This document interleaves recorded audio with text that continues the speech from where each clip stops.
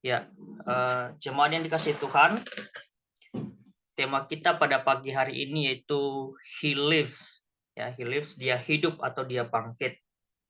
Jadi saya mengangkat suatu tema ini karena memang mengingat kemarin sudah Yesus telah mati bagi kita, rela mati berkorban ya untuk kita menebus dosa-dosa manusia. Dan saat ini kita juga yakin bahwa di dalam kematiannya pasti ada kebangkitan yang sempurna atau dia hidup dan mengalahkan maut ya.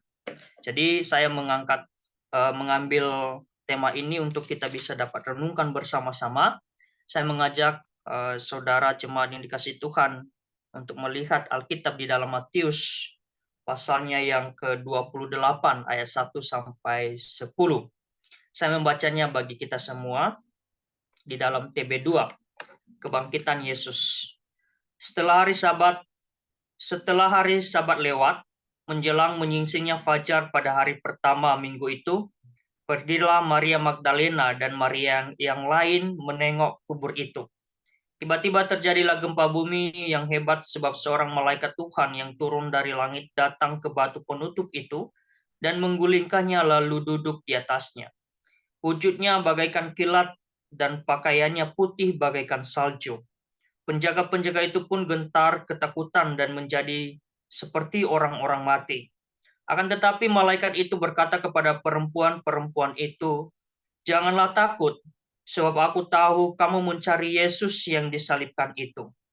Ia tidak ada di sini sebab ia telah bangkit, sama seperti yang telah dikatakannya. Mari, lihatlah tempat ia dibaringkan. Segeralah pergi dan katakanlah kepada murid-muridnya bahwa ia telah bangkit dari antara orang mati yang mendahului kamu ke Galilea. Di sana kamu akan melihat dia. Sesungguhnya aku telah mengatakannya kepadamu." Mereka segera pergi dari kubur itu dengan takut dan sukacita yang besar dan berlari cepat-cepat untuk memberitahukannya kepada murid-murid Yesus. Tiba-tiba Yesus menjumpai mereka dan berkata, "Salam bagimu." Mereka mendekatinya dan memeluk kakinya serta menyembahnya. Kata Yesus kepada mereka, "Jangan takut. Pergi dan katakanlah kepada saudara-saudaraku supaya mereka pergi ke Galilea dan di sanalah mereka akan melihat aku." Amin untuk sejauh kebenaran firman Tuhan. Saudara yang dikasihi Tuhan, kemarin kita sama-sama memperingati hari kematian, kesengsaraan Yesus Kristus, mati di atas kayu salib, ya, seperti yang saya katakan tadi untuk menebus dosa manusia. Bahkan di situ dikatakan no cross, no crown, ya. Tanpa salib tidak ada mahkota juga. Jadi kematian bukanlah akhir kehidupan dari Yesus sendiri. Bahkan kalau kita melihat di dalam kematian ini, kuasa dosa dan maut itu dikalahkan oleh Yesus melalui kematian Yesus Kristus di atas kayu salib dan kebangkitannya juga. Dan di sini Yesus bangkit, ia hidup dan membawa kemenangan bagi kita. Yang membawa kemenangan bagi kita. Bahkan di dalam berita kebangkitan Yesus ini pertama-tama itu disaksikan oleh perempuan yang begitu luar biasa, itu Maria Magdalena dan Maria yang lain yang datang melihat atau menengok kubur Yesus pada waktu itu. Jadi di dalam teks yang telah kita baca tadi ini menyebutkan bahwa Maria Magdalena dan Maria yang lain itu pergi menengok kubur Yesus. Ya. Jadi di sini kita melihat kasih perempuan ini kepada Yesus begitu sangat luar biasa. Karena kenapa? Karena mereka datang itu ke kubur Yesus menjelang menyingsingnya fajar pada hari pertama minggu itu. Berarti pada pagi-pagi sekali. Dan sebenarnya kalau kita melihat di dalam teks sebelumnya, di dalam teks pasal 28 ini, sebenarnya ada rasa takut yang mereka alami ketika mereka melihat kubur Yesus Kristus itu. Kenapa? Karena di dalam pasalnya yang ke-27, sebenarnya kubur Yesus itu ada yang menjaga, ya. Ada yang menjaga. Bahkan di situ dikatakan, datanglah imam-imam kepala dan orang-orang Farisi bersama-sama menghadap Pilatus. Untuk apa? Untuk dijaga kubur Yesus itu. Jadi di sini kita melihat di teks ataupun di dalam pasal sebelumnya bahwa kubur Yesus itu ada yang menjaga. ada yang menjaga.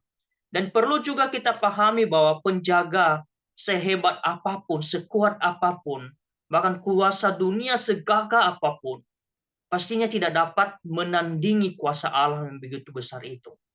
Sekalipun dijaga dengan ketat kubur Yesus itu, tetapi tidak ada yang menandingi dengan kuasa Allah yang begitu luar biasa. Jadi coba kita lihat, memperhatikan di dalam ayat 2 itu, di situ dikatakan tiba-tiba terjadilah gempa bumi yang begitu hebat, ya. Yang begitu hebat sebab seorang malaikat Tuhan itu turun dari langit, datang ke batu penutup itu dan menggulingkan lalu duduk di atasnya. Saudara yang dikasihi Tuhan, jika kita membandingkan di beberapa kitab Injil, ya, di sini dikatakan di dalam ayatnya yang kedua tadi, di dalam kitab Matius dikatakan hanya ada seorang malaikat, ya, hanya ada seorang malaikat. Sedangkan di dalam kitab Injil Markus, ya, kalau kita perhatikan di dalam ayat 16, pasal 16, Markus pasal 16 ayat 5, di situ dikatakan hanya seorang yang muda, seorang muda. Nah, sedangkan di dalam Lukas pasal 24 ayat 4 di situ dikatakan ada dua orang, ya, dua orang. Nah, harmonisasinya bahwa sekalipun dia mengkilat atau bersinar, pakaiannya putih, ya, kalau kita melihat di dalam ayat 3, ya, bagaikan kilat yang bersinar. Tetapi malaikat itu berbentuk seorang manusia. Karena kenapa? Sekalipun ada di dua malaikat tadi diperlihatkan di dalam Lukas pasal 24, tetapi Matius dan Markus ini hanya menyoroti salah satu saja. Beberapa penafsir mungkin ini salah satu adalah kenapa hanya disoroti satu orang saja, karena mungkin ini salah satu juru bicara yang menyampaikan kepada Maria Magdalena dan Maria yang lain bahwa kubur Yesus itu kosong, tidak ada, bahwa Yesus Kristus telah bangkit. Nah, ini beberapa penafsir yang mengatakan demikian. Meskipun tadi disoroti di kitab Markus ada dua orang begitu ya, di dalam Lukas bahkan seorang yang muda di dalam Markus, dan Matius ini yang kita baca ini seorang malaikat saja. Jadi beberapa penafsir mengatakan bahwa ini salah satu malaikat itu untuk menyampaikan, salah satu dari mereka itu sebagai juru bicara untuk menyampaikan akan kebangkitan Yesus Kristus itu. Saudara yang dikasihi Tuhan, gempa bumi yang terjadi juga di dalam ayat 2 ini yaitu kedatangan malaikat, ya, kedatangan malaikat. Dan paling pentingnya adalah kebangkitan Yesus Kristus itu sendiri, sehingga terjadi gempa bumi di sana. Nah, jadi baik pada waktu Yesus mati juga kalau kita melihat ketika Yesus mati, maupun pada saat Yesus bangkit, terjadi gempa bumi yang sama, ya. Terjadi gempa bumi yang begitu dahsyat. Karena kenapa? Kalau kita melihat di dalam Matius pasal 27, ya, ayatnya yang ke-51 sampai 52, di situ dikatakan, lihatlah tabir bait suci terkoyak menjadi dua dari atas sampai ke bawah. Terjadilah gempa bumi dan bukit-bukit batu terbelah. Nah, itu yang terjadi ketika Tuhan Yesus mati, ya. Bahkan dikatakan di dalam ayat 52 di sana dikatakan kuburan-kuburan terbuka dan banyak orang kudus yang telah meninggal dibangkitkan. Dan ketika Yesus bangkit juga di dalam pasalnya yang ke-28 ayat 2, di situ dikatakan terjadilah gempa bumi yang begitu hebat. Nah, di sini kita melihat bahwa ketika Yesus mati terjadi gempa, dan ketika dia bangkit pun terjadi gempa yang begitu luar biasa. Saudara yang dikasihi Tuhan, saya jadi teringat, ya. Jadi teringat ketika terjadi gempa di Nias pada waktu 2005, ya. Sudah 19 tahun di tanggal 28 Maret kemarin ini. Jadi itu gempa yang begitu luar biasa, ya. Saya waktu itu masih SD kalau nggak salah, ya. Saya masih SD, dan terjadi gempa pada waktu itu tengah malam, ya, sekitar jam 1 ataupun sekitar jam 2 kalau nggak salah. Sampai-sampai pada waktu itu pun kami mengungsi dan naik gunung begitu. Karena sudah ada peringatan bahwa akan ada tsunami. Ya, bahkan ada tsunami, bahkan ada beberapa berita bahwa Nias khususnya akan tenggelam, ya. Dan pastinya semua masyarakat Nias pada waktu itu pada takut dan lari, ya. Apalagi kejadiannya tengah-tengah malam begitu. Pasti pada kaget dan sebenarnya tidak tidak ada peringatan ataupun tidak ada gempa sebelumnya. Dan ini salah satu gempa yang begitu dasar dan pada hari itu pun terjadi begitu. Sehingga banyak orang yang mengungsi. Dan semua masyarakat Nias pada waktu itu takut dan begitu lari, ya. Bahkan mereka tidak sampai membawa harta benda mereka. Mereka meninggalkan itu karena begitu hebat. Lebih baik apa namanya lari untuk menyelamatkan diri daripada menyelamatkan hartanya begitu. Bahkan kalau kita melihat, mungkin Bapak Ibu tahu berita dulu itu 2005 pada waktu itu bahwa hanya ada daerah yang kena tsunami, yaitu di Sirombu, Mandre, dan di Aceh, ya, di Aceh. Jadi saya juga berpikir kira-kira hanya perkiraan saja, ya. Mungkin juga pada waktu itu gempa yang dialami oleh perempuan itu bahkan sebelum pas saat Yesus mati mungkin lebih hebat dan lebih kuat dibanding gempa bumi yang terjadi di Pulau Nias pada waktu itu, ya. Mungkin lebih hebat sehingga di dalam pasalnya yang ke-27 tadi dikatakan kuburan-kuburan itu terbelah, ya. Kuburan-kuburan itu terbuka. Berarti bisa seakan-akan kita berangan-angan bahwa wah, berarti gempa bumi yang terjadi pada waktu itu begitu kuat. Mungkin di atas 10, ya. Ketika di Nias dulu itu kalau nggak salah 9,6 kalau nggak salah. Mana? Gempa bumi yang terjadi pada waktu itu ketika Yesus mati mungkin lebih daripada itu. Bahkan di dalam pasal 28 ini mungkin juga lebih daripada itu sehingga penutup atau batu penutup dari kubur Yesus itu terbuka, ya, terbuka. Nah, saudara yang dikasihi Tuhan, inilah kehebatannya, inilah kuasa dari Allah yang begitu luar biasa. Sehingga batu yang begitu besar itu dapat digulingkan, dapat terbuka kubur Yesus Kristus. Nah, ini mengingatkan kita sebenarnya bagaimana kuasa Tuhan itu begitu hebat bagi kita. Kuasa Tuhan itu begitu luar biasa. Inilah kehebatan Tuhan, bukan? Luar biasa Allah kita, Allah yang kita kenal itu. Allah yang telah kita percayai, Allah yang telah kita imani sampai saat ini. Ya, itu sesuatu hal kita bersyukur punya Allah yang begitu hebat, yang begitu luar biasa di dalam hidup kita. Bahkan bisa melakukan segala hal yang telah Dia rencanakan sebelumnya. Nah, kemudian di dalam teks ini juga kemudian malaikat itu menggulingkan batu. Ya. Apa tujuan? Ya, apa tujuan malaikat ini menggulingkan batu itu? Yang pertama bahwa bukan supaya mereka atau para malaikat itu bisa masuk ataupun malaikat itu sebenarnya adalah roh, ya. Malaikat itu adalah roh sehingga bisa saja masuk ke dalam kubur tanpa menyingkirkan batu ataupun penutup kubur Yesus itu. Dan juga bukan juga supaya Yesus bangkit itu Yesus yang bangkit itu bisa keluar dari kubur begitu. Ya. Tidak bisa mungkin begitu. Bukan tujuannya seperti itu.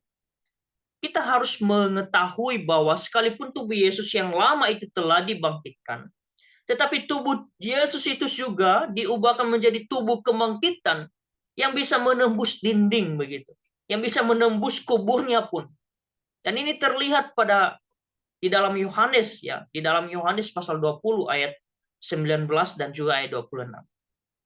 Dan juga kalau kita membandingkan ya kebangkitan Lazarus dan kebangkitan Yesus, terdapat perbedaan di sana. Yaitu Lazarus sendiri harus dilepasin dari kain kafan, tetapi Yesus Kristus itu tidak, ya, karena tubuhnya bisa menembus kain kafan itu. Ya, mungkin kita pernah menonton film Tuhan Yesus ya pada waktu disalibkan terus dikubur sehingga terus dia bangkit dari kuburnya, ya. Itu dulu ketika saya masih kecil sering-sering nonton seperti itu.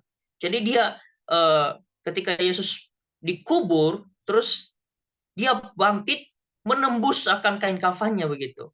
Malah di film itu ketika kami nonton dia berada di depan kain kafan itu begitu. Jadi Yesus Kristus ini bisa menembus kain kafan yang telah dikasih pada waktu dia meninggal, pada waktu dia dikubur. Dan juga banyak penafsir yang percaya bahwa posisi kain kafan itu menunjukkan bahwa kain kafan yang tadinya membungkus tubuh Yesus itu tiba-tiba kempes, ya. Karena kenapa? Karena tubuh Yesus yang bangkit itu menembus kain kafan itu yang telah membungkus tubuh Yesus. Inilah yang menyebabkan hanya dengan melihat kain kafan, murid-muridnya ataupun para Maria tadi bisa percaya bahwa Yesus Kristus itu sudah bangkit. Lalu dikatakan bahwa malaikat itu duduk di atas batu penutup kubur Yesus. Ini melambangkan bahwa sebuah kemenangan Kristus atas kematian. Kemenangan Kristus atas maut. Kemenangan Kristus akan setiap hal dosa yang saat ini sedang terjadi di dunia ini. Karena itu jika kita betul-betul percaya kepada Kristus, kita tidak perlu dan bahkan tidak boleh takut kepada yang namanya kematian. Karena kenapa? Karena Yesus Kristus itu lebih dulu mati untuk kita. Jadi ada banyak orang sekarang mengatakan saya takut mati. Ya, saya takut mati. Kalau kita di dalam Kristus, kita nggak perlu takut mati karena kita hidup di dalam Kristus dan tujuan akhir hidup kita pasti tahu, yaitu di surga bersama-sama dengan Kristus. Itulah iman kita kalau kita memiliki iman yang benar-benar kokoh di dalam Tuhan. Bahkan kematian sekalipun mungkin kita tidak takut.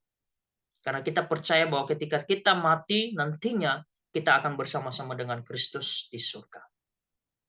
Saudara yang dikasihi Tuhan, di dalam ayat 5 sampai ayat 6 di situ dikatakan juga malaikat menyampaikan kabar sukacita kepada perempuan itu, ya. Yang membuat mereka sangat kaget dan pastinya tidak percaya, bukan? Malaikat itu mengatakan kepada mereka, "Jangan takut, sebab aku tahu kamu mencari Yesus yang disalibkan itu." Malaikat itu melanjutkan lagi, "Ia tidak ada di sini, sebab ia telah bangkit sama seperti yang telah dikatakannya. Mari, lihatlah tempat ia dibaringkan." Jadi ini sebuah sapaan dari para malaikat itu mengatakan, jangan takut. Ya, jangan takut. Ini meneguhkan para perempuan itu, ya, dan juga kita pada saat ini agar kita tetap tegar sekalipun dalam masalah-masalah yang begitu banyak saat ini. Ketakutan dan kekhawatiran sering menghantui hidup kita, bukan? Ketika kita hidup di dunia ini. Takut dengan masa depan yang tidak pasti, takut terhadap ancaman-ancaman, kekhawatiran karena beban berat ekonomi kita, sakit penyakit, bahkan takut akan kematian. Tetapi saudara yang dikasihi Tuhan, kebangkitan Yesus ini mengubahkan ketakutan kita itu sebenarnya. Karena kenapa? Berita yang disampaikan malaikat ini pun adalah berita kemenangan atas maut. Kita telah dibebaskan dari dosa. Dan kebangkitan ini membawa kita sebuah sukacita yang begitu besar, sukacita yang begitu luar biasa. Ya. Dan kita dikuatkan agar tidak takut dalam menjalani kehidupan. Sebab ada janji Tuhan yang meneguhkan dan pastinya Tuhan pasti menyertai umat-Nya. Menyertai hidup kita, menyertai kita di dalam perjalanan kehidupan ini. Bahkan kedua perempuan ini datang dalam duka pada waktu melihat kubur Yesus Kristus itu. Pastinya mereka sangat berduka. Mereka datang dengan keadaan yang berduka. Tetapi kini mereka pergi dalam sukacita yang besar. Mereka bukan hanya saja melihat kubur Yesus yang kosong, tetapi juga di dalam perjalanan mereka bertemu secara langsung dengan Yesus. Mereka melihat ya, bagaimana dia mati dan dikuburkan. Tetapi sekarang dia berdiri di hadapan mereka, yaitu para Maria dan Maria lainnya, untuk mengucapkan salam damai sejahtera kepada mereka. Yesus bangkit. Di situ dikatakan di dalam ayat 9, ya, di dalam ayat 9 di sana dikatakan, tiba-tiba Yesus menjumpai mereka dan berkata, "Salam bagimu." Mereka mendekatinya dan memeluk kakinya serta menyembahnya. Kata Yesus kepada mereka, "Jangan takut, pergi dan katakanlah kepada saudara-saudaraku supaya mereka pergi ke Galilea dan di sanalah mereka akan melihat aku." Ya. Kalau kita melihat di dalam Injil Yohanes, sebenarnya di situ dikatakan eh, jangan memegang aku begitu ya. Jangan memegang ataupun memeluk Yesus begitu. Ini banyak penafsir yang mengatakan bahwa karena pada waktu itu Yesus masih belum naik, ya, masih belum bertemu dengan Bapa, masih belum naik ke surga begitu. Sehingga dia menyampaikan kepada di dalam Injil Yohanes itu jangan memeluk saya ataupun memegang saya begitu. Memegang Yesus maksudnya. Tetapi di sini di dalam teks yang telah kita baca ini dia hanya menyampaikan bahwa pergilah dan katakanlah kepada saudara-saudaraku. Saudara-saudaraku di sini maksudnya itu murid termasuk murid-murid Yesus ya dan termasuk saudara-saudara Yesus yang lain dan termasuk bagi kita saat ini ya menyampaikan dikatakan bahwa sampaikanlah pergilah dan katakanlah bahwa Yesus Kristus telah bangkit.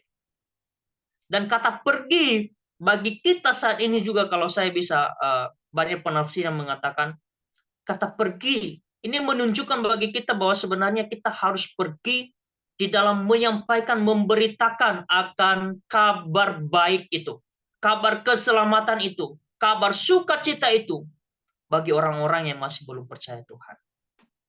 Ya, kabar yang begitu luar biasa. Ya, sebagaimana tadi kesaksian dari Pak Yakub ya, itu luar biasa ya. Pergi untuk mengabarkan Injil. Pak Yakub menyampaikan Injil, menyampaikan akan kabar sukacita itu kepada orang yang masih belum percaya. Ketika saya juga bertemu suatu hari saya ketemu dengan seseorang, ya seorang AI begitu juga. Kami ketika saya pergi belanja di pasar pagi ya di Raja Wali ini, saya ketemu dengan seorang II. Dan saya bantu dia pada waktu itu dia nggak bisa angkat eh, belanjaannya dan saya bantu, saya sedikit ngobrol ya.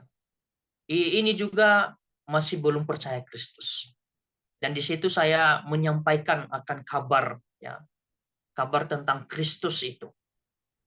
Dan pada waktu itu saya minta nomor HP-nya ya, ternyata dia nggak punya HP sehingga sekarang saya sudah nggak tahu, istilahnya hilang kontak karena eh, memang dia ditinggal di Pademangan katanya. Hanya saja tidak ada nomor HP-nya. Saya juga lupa tanya alamat rumahnya yang lengkap seperti itu. Gang berapa, nomor berapa.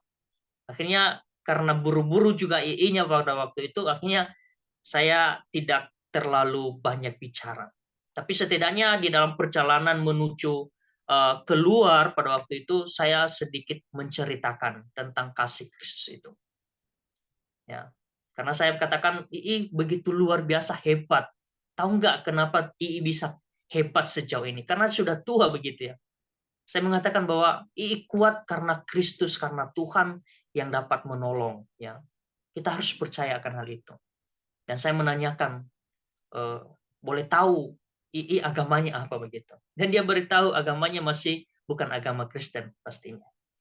Dan hanya sedikit saja saya dapat memberitakan Injil. Ya, jemaat yang dikasihi Tuhan, Yesus Kristus mengatakan bagi kita, pergilah dan katakanlah kepada orang-orang yang masih belum mengenal Tuhan. Supaya apa? Mereka juga dapat diselamatkan sama seperti dengan kita.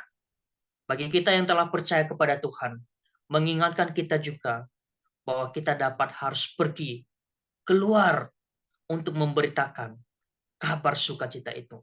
Supaya orang-orang yang masih belum percaya kepada Tuhan dapat dimenangkan, dapat mengalami sukacita yang begitu besar. Sekiranya kebenaran firman Tuhan ini dapat mengingatkan kita kembali. Bahkan di dalam Paskah besok, kebangkitan Yesus Kristus itu mengajarkan kita kembali juga bagaimana kasih Allah yang begitu besar di dalam hidup kita. Amin. Untuk sejauh kebenaran firman Tuhan, saya minta dengan Musa Felix menutup kita dalam doa.